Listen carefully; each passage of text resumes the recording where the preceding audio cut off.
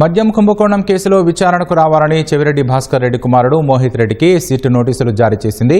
అయితే ముందస్తు బెయిల్ కోరుతూ విజయవాడ ఏసీబీ కోర్టులో ఆయన పిటిషన్ వేయడంతో విచారణకు వస్తారా లేదో ఉత్కంఠ నెలకొంది. ఇక మరింత సమాచారం మా ప్రతినిధి జయప్రకాష్ ప్రత్యక్ష ప్రసారం ద్వారా అందిస్తారు.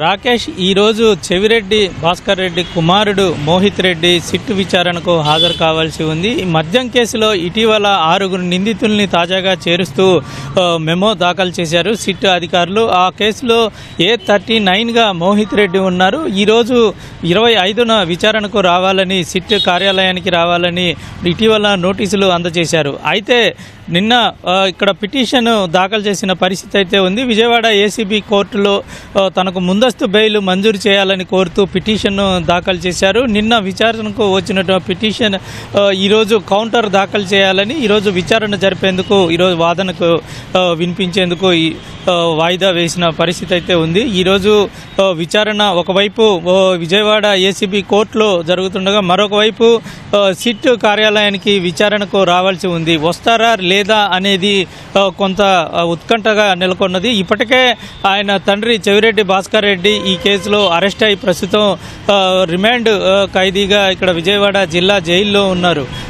ఈ మద్యం కుంభకోణం సంబంధించి తుడా కారులోనే ఎలక్షన్లకు ముందు నగదుని సరఫరా చేశారని, కొంతమంది ప్రజాప్రతినిధులకు ఆ కారులోనే సరఫరా చేశారని, దానికి సంబంధించినటువంటి ఎవిడెన్స్ ఆధారాలు టోల్గేట్ వద్ద లభించాయి. ఒకవైపు అధికారికంగా ఆ వాహనం తిరుపతిలోనే తిరుగుతూ ఉందని చూపిస్తూ, మరోవైపు అనధికారికంగా బెంగళూరు, హైదరాబాదు తదితర ప్రాంతాలకు వాహనం వెళ్ళింది. చెవిరెడ్డి భాస్కర్ రెడ్డి గన్మెన్లు మరికొంతమంది అక్కడకు వెళ్ళి కొంత నగదు తీసుకొని వచ్చారు. ఆ నగదుని తిరుపతి, విజయవాడ తదితర తాడేపల్లి తదితర ప్రాంతాల్లో ఆ నగదును ఉంచారు. కొంతమంది ప్రజాప్రతినిధులకు కూడా ఎలక్షన్ల ముందు ఓటర్లకు పంచేందుకు ఆ నగదుని సరఫరా చేశారు అనే విషయాన్ని సిట్ అధికారులు గుర్తించారు. అయితే గతంలో తుడా చైర్మన్గా మోహిత్ రెడ్డి పనిచేశారు. ఆయన ఎన్నికల్లో కూడా పోటీ చేశారు.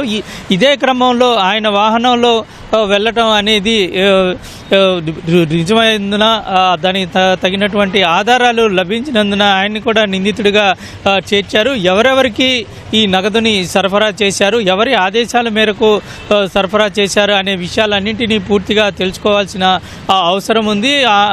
దానికోసమే ఈరోజు విచారణకు హాజరు కావాల్సిందిగా మోహిత్ రెడ్డికి నోటీసులు అందజేశారు. అయితే ఇప్పటి వరకు సిట్ కార్యాలయానికి రాలేదు. సిట్ అధికారులకు కూడా సమాచారము ఇచ్చారా లేదా అనే దానిపైన ఇంకా స్పష్టత అయితే రాలేదు. అధికారికంగా ఎటువంటి సందేశం అయితే ప్రస్తుతానికి రాలేదు. మరోవైపు ఇటు ముందస్తు బెయిల్ పైన విచారణ అయితే జరుగుతూ ఉంది.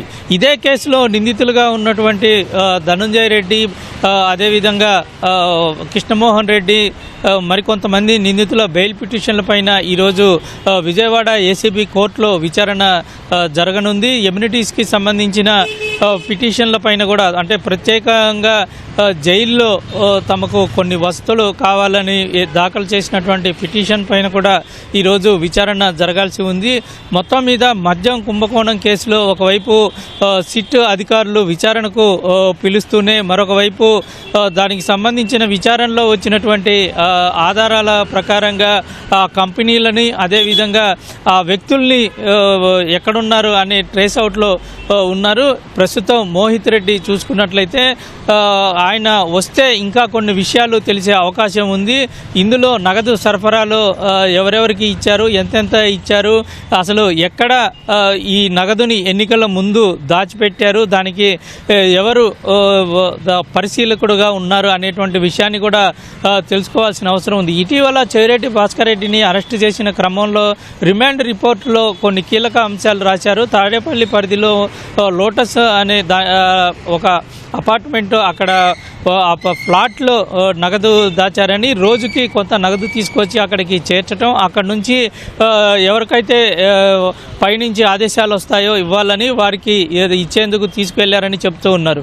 మరోవైపు అక్కడ పరిశీలకుడుగా అంటే నగదు చూడటానికి ఒక వ్యక్తిని నియమించారు. అతని నుంచి స్టేట్మెంట్ కూడా సిట్ అధికారులు ఇటీవల తీసుకున్నారు. ప్రస్తుతం మోహిత్ రెడ్డి వస్తే కొన్ని కీలక విషయాలు బయటపడే అవకాశం ఉంది. ఈరోజు వస్తారా రారా అనే విషయాల మీద కొంత ఉత్కంఠత నెలకొంది. ప్రస్తుతం నిందితుడిగా ఉన్న నేపథ్యంలో ఒకవేళ వస్తే ఇక్కడ నుంచి అరెస్ట్ చేసే అవకాశాలే ఎక్కువ కనబడుతూ ఉన్నాయి. ఈ క్రమంలో వస్తాడా లేదంటే అతనికి ఆరోగ్యం సరిలేదు అనే విషయాన్ని కోర్టులో నిన్న కోర్టు ముందు వాళ్ళ తరపు న్యాయవాది తెలిపారు. అదే విషయాన్ని ఇటు సిట్ అధికారులకు పంపారా అనే దానిపైన ఇంకా స్పష్టత అయితే రాలేదు. మరికొద్దిసేపట్లోనే ముందస్తు బెయిల్ పైన విచారణ అయితే జరగనుంది. రాకేష్, కెమెరామెన్ సోమేష్తో జయప్రకాష్, ఈటీవీ న్యూస్, విజయవాడ.